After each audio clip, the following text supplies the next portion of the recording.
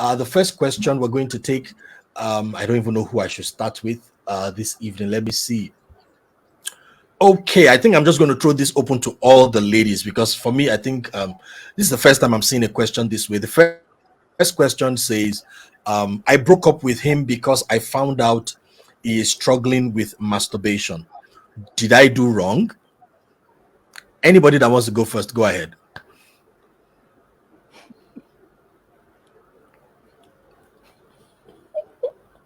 It looks like I have to pick somebody, right? That's correct. Okay, Elsie, let's start from you.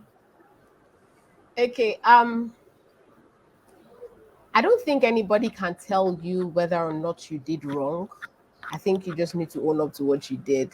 If you say that he's struggling with masturbation, what that tells me is maybe what you're feeling guilty that you just cut him off, you didn't listen.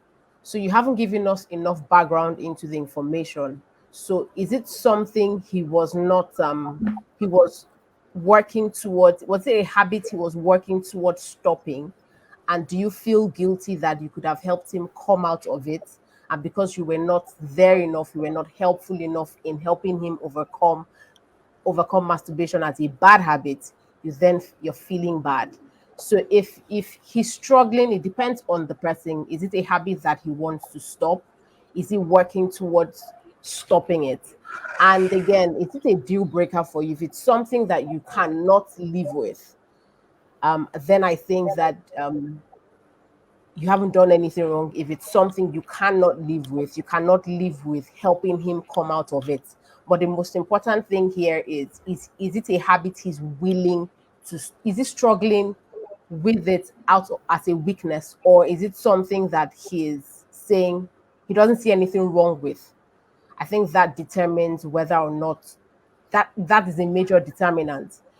If it's something he's saying, I want to stop this thing and I know I need help and I'm going to work towards ending this as a bad habit and I don't want to get into marriage with this, then it's something open for conversation. But if he doesn't see anything wrong with it and it's a deal breaker for you, then I don't think you did anything wrong. All right. Thank you very much for that. Helen Adenrele, can you just like two seconds chip in your own perspective? Well, maybe the question I'll ask is, how did you find out? Did he open up? Or, as in, so like Elsie said, you've not given us enough background.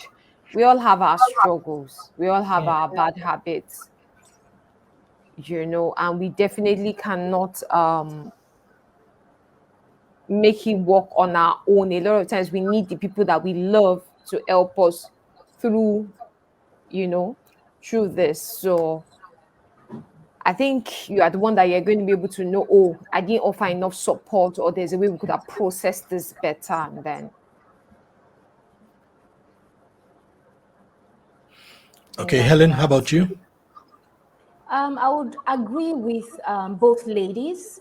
It's really an open-ended question, but I would like to take a stab from another direction and simply just let you know that masturbation is a habit, and like all habits, it's something that has been done routinely and it has formed.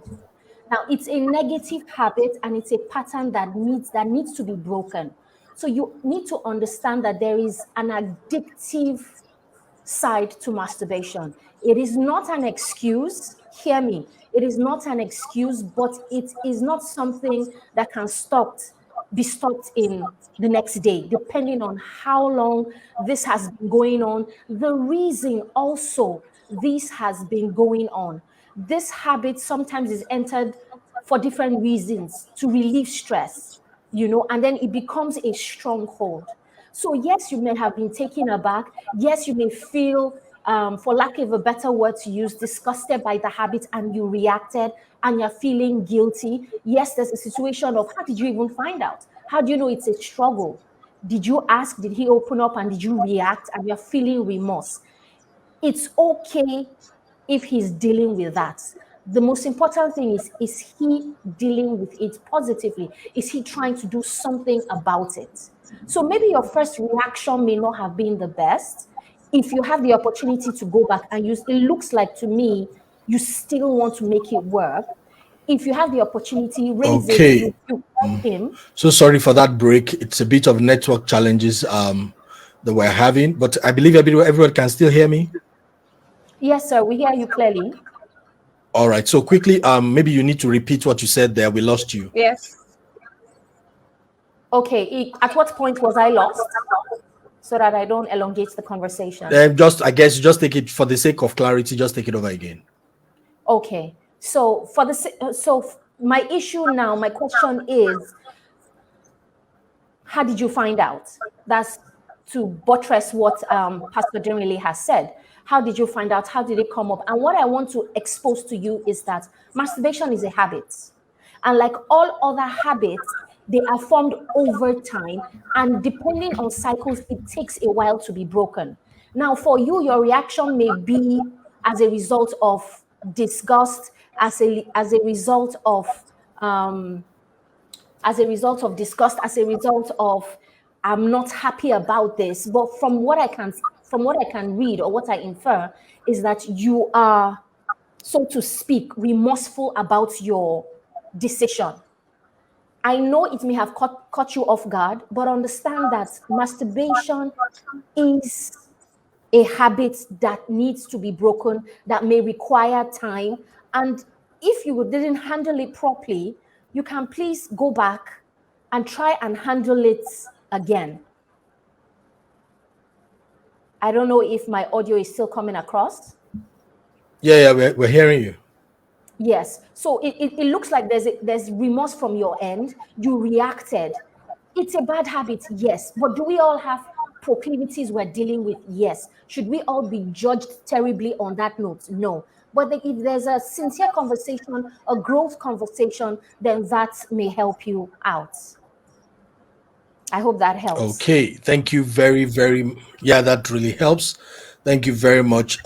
Because of time, I'm going to move us to the next question. Okay, some of our questions are long, and for the long questions, we're going to present them in the form of slides so that everybody can read along. So let's look at this second question together. Question 2 says, I am 31. All the guys I've met just want to sleep with me. I've had several abortions, but recently I decided I needed a child as compensation. Now I'm pregnant, but I feel like I've made the biggest mistake of my life. I should have been patient. What's your advice? All right, I'm going to come to you, Adenrele. Let's start from you. What do you tell this lady? I'm wondering why this question is coming to me. I think Pastor Helen is the powerful woman of God here to be able to deal with this kind of but seriously, I think what I'm going to say to you, and I think I'm going to direct it to the lady, not considering any other person, is who exactly are you? Do you know who you exactly are? And are you ready to be? So when I say where exactly are you, I'm like, who has God created you to be? What exactly do you have on your inside? In spite of your struggles, in spite of your... I don't know if you guys can hear me. Yeah, we can hear you. Can you hear me? Yes, we can hear you. Okay. Yeah, because I lost everybody briefly there. So in spite of your history, in spite of whoever anybody calls you to be, who do you see yourself to be? Because the question, who is the first question I think you need to answer before we begin to say to why, before we begin to look into why, what next, what are you doing now that is okay, what are you doing wrong, what can you do different. But I believe if you have that sense of identity and you own your identity, if you don't say I am, nobody can say thou art. But if you say I am, and the source of your I am is from Okay, you lost me for a while. No, go ahead, go ahead, go ahead. Can you hear me? Yeah, we can hear I you. actually want to know if I should switch my internet. Okay, let's do it this way. Maybe while you try and switch to another network, I want to rephrase the question a little bit, and I want Elsie and Ellen to chip in while she's switching her network. There's this issue of the biological clock, and I want to believe that's where this lady is coming from. I'm not getting younger. I want to have a child. Okay, and people are considering artificial insemination, IVF, and all of that. Single ladies, they can afford it, they have their own money, they have their own jobs, okay, and they want to have children because they feel they are running out of time. What do you say to such a person? Because I want to believe that's where this person is coming from, even though she has other complications.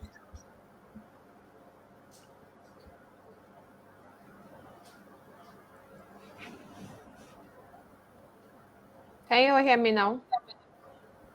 Yes, Yeah, we we can can. hear you. Did you get my Okay. question? Yes, sir. Okay. Let me give it a try. I'm a firm believer of not settling regardless of the pressure around you. It's not going to be easy. Nobody said it was ever going to be easy.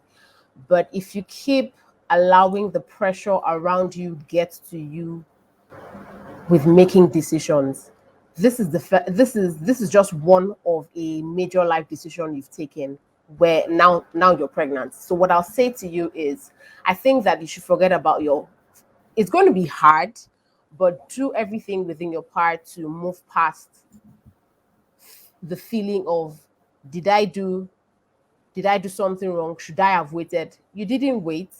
So forge ahead. There's really nothing you can do. I think that you should stop crying over spilled milk. You can't take back the hands of time. You're pregnant. The only way forward is either you have the baby or you don't. And I'm not going to encourage you not to have the baby. Have the baby and think about what else can you do to move your life forward, and try and feed your mind with a lot of positive things, as many positive things as you can. And I don't think you should also condemn yourself. You've made a mistake. Nobody's above mistake. Think about what else can I do to make meaning out of my life presently, and what do I do to stop myself from giving into pressure. You need to really work on yourself in terms of giving into external pressure and focusing on what your purpose is, who you are, building your identity, and getting past that negative emotion that comes with, oh, did I make a mistake or not? What's everybody thinking about right now about me, and all that. So forge ahead and think about what you can do to start making a difference and doing things differently, and working on yourself not to also give into societal pressure. You have your future ahead of you, your whole life ahead of you now, and you are the captain of your life. You have the capacity to move your life in the direction where you want to go to. But if you spend time thinking, did I make a mistake, did I not make a mistake, you have a baby to birth. And I think you should just move on from that and be positive. Okay. Yeah, so Adenrele, you were going to say something the other time. Can you finish up now? Yeah, so I love what Mrs. Ebadon said. I saw a comment here, Pastor Shegun shared it. That's why I started from. It's just the same way people deal with things at times, and what we tell them is get yourself together, snap out of it, get.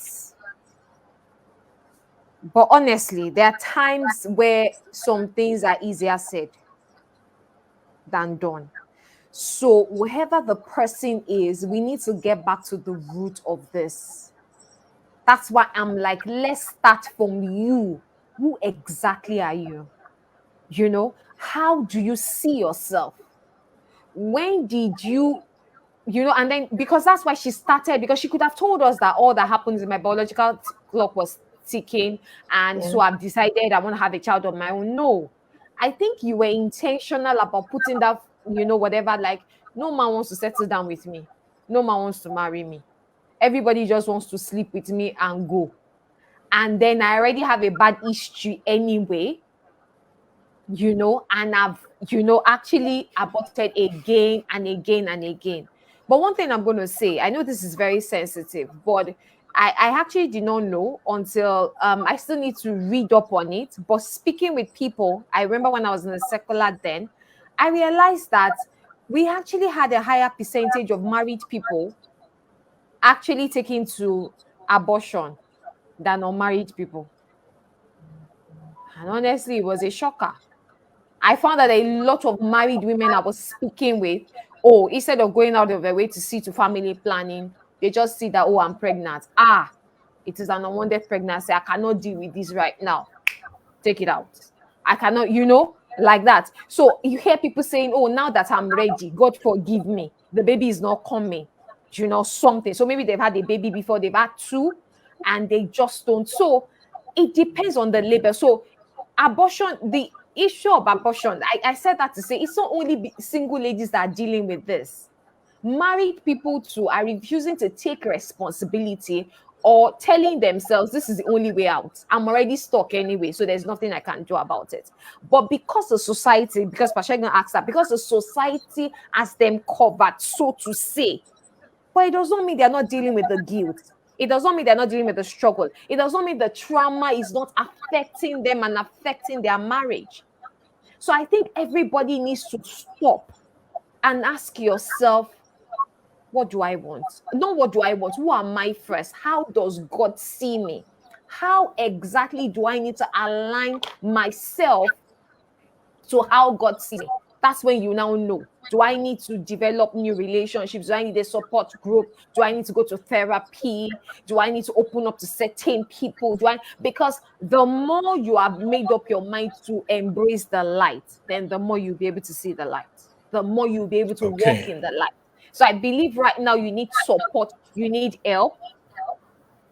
It's not just going to be something out of self-will that you are just going to push. Because if you're going to birth a child on your own, you need support, you need love, you need acceptance. And I want you to start from knowing you can live a good life, a great life, as in whether you have a loving man or not, whether you have whatever, first start from yourself, you and God, and what would you want to make of life.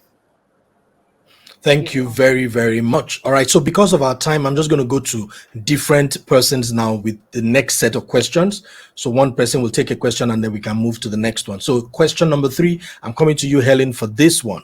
I'm in a relationship with a guy who loves me, but deep within me, I don't love him. I am confused. I don't know what to do. What do you say to this person? At this point, I would like to take artistic liberties because I want to read meaning to the question before I answer. If it's a situation where you used to feel butterflies in your tummy, you used to feel excited, you used to feel happy at hearing his voice, the fact that he's coming over, and you don't feel like that anymore, it is not a case because you don't love him anymore. It is because our emotions are in cycles. Love is not just about the flutter in your belly or how excited your heart is, how excited you're feeling, how fast your heartbeat is. It's about emotions and, most importantly, commitment. People who have been married over a long period of time will tell you that there are some times where I don't like my husband. I love him, but because of pressures and drama we're going through, I don't feel that emotional spark. Now, if that is the case, I want to explain to you that it is a cycle. Because of the pressures of life, because of the issues you have to deal with, because of certain distractions, you don't feel that initial excitement. It does not mean that you don't love him anymore. It happens that way, and you would realize that this feeling will return. On the other hand, if it was a case that there was never any love, if it was a case that you just settled, whether out of pressure or you wanted to try it out and see if you grow to love the person, that's a different thing entirely. And if that is the case, this is what I'm going to say to you. This person is committing himself to you. Step out of yourself and imagine you in that position. The person is making decisions based on how he feels. He's moving chess pieces on his board based on how he feels. If you believe and you know for a certainty this is not going anywhere, this is not what you want, please be honorable, break it off. Do not continue to string him along and later decide. Because if you continue to do that, you may get to the point where it's an issue of we've spent so long together, I can't do this now. And if it's a situation where you have gotten there, I will tell you, it is better a broken engagement, it is better a broken courtship than a marriage you have to endure, than a marriage you have to deal with certain issues arising. What is your definition of love? Is it the expectation of feeling your heartbeat and flutters and all of that? If that is the only thing you are expecting, then you need more than that to actually make a marriage work, to actually make a relationship work. So what I'll say to you is you need to decide, you need to come to full realization what exactly is the cause of confusion. It could be that maybe because of other external factors, you do love him, but you foresee different challenges that are not exactly deal breakers, but it's causing you to doubt. That is the part of the commitment that I'm talking about for love. You may be attracted to him, you may love him, but you are still unsure about his source of income. You're still unsure about, is this the kind of life I want to live? That is the test of your commitment. That has nothing to do with your feelings. So at this point in time, if that is the case, make a decision now.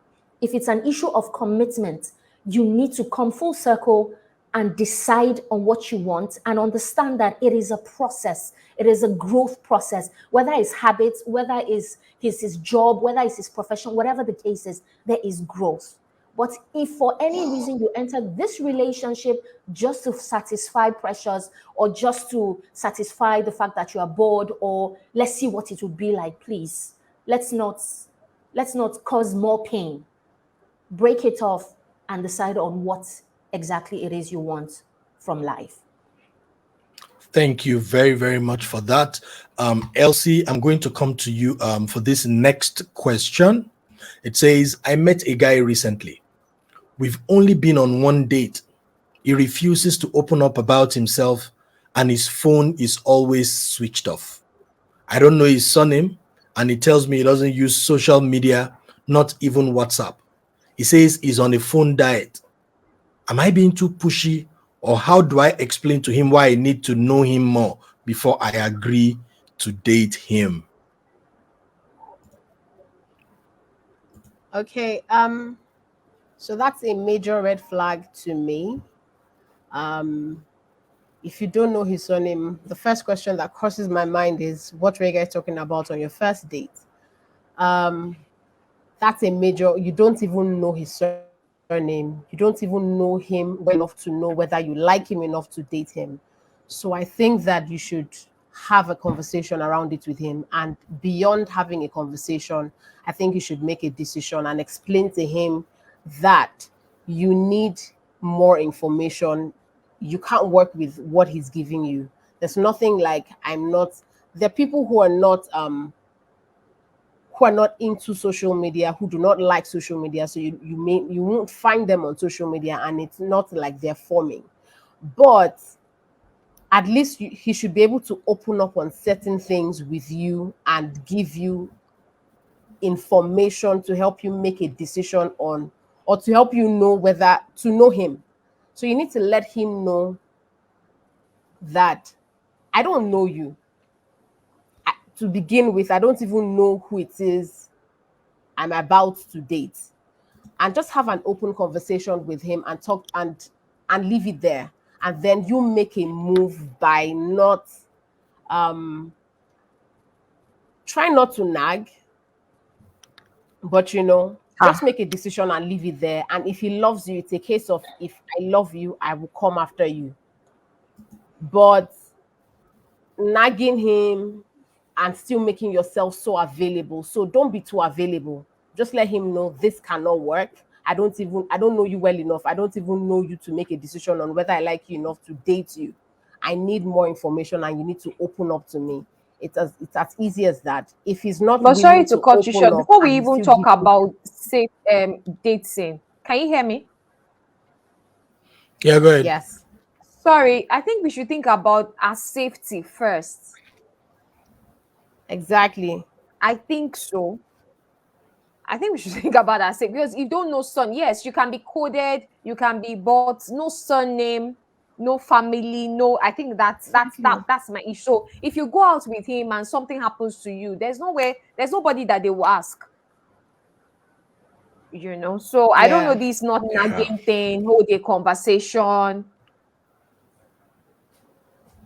No, just leave a message and let him know I don't know you enough. And at this point, I'm even worried. I can't make a decision, and leave it there and stop making yourself unnecessarily available, or even making him feel like you're interested. It's not a do or die affair. If you don't want me to know you, it's fine. But you can't have anything from me. You can't have my commitment. And that's where it ends. As opposed to you wondering and second guessing yourself. There's no hard and fast rule to it. You don't even know his surname. So it's not safe for you. On what basis are you making a decision? So there's no conversation, there's nothing holding water to even make a decision as to he's even asking you out. Let's even go there. If he's not making this level of information available to you, then is he asking you out? So what does he really want? So that's it for me. It's a major, it's danger going somewhere to happen. Okay. I think the next question, Adenrele, you would take this for us. One of your girls need help. Okay. She says, there are two guys asking for my hand in marriage. How will I know the right one? Most of the time when I see this kind of questions, I remember all those olden days when you watch those movies, that somebody will now come to the house and be asking the parents or the father, I want to marry your daughter, something. So, but when I say it at times, they say, oh, Pastor D, no, somebody can be friends with. I'm just wondering. So, except if it's a case of there are two guys, we are friends, I'm wondering which I should start dating or which I should choose. But asking for your hand in marriage, I always say two people at the same time asking for your hand in marriage, I don't know if I can really help. So the only thing how I can help is I'm going to throw back the responsibility to you. That I think you need to ask yourself, what was the issue? How did we get here? What has the relationship been like? What has been my values? You need to go back to the basics now and look at that.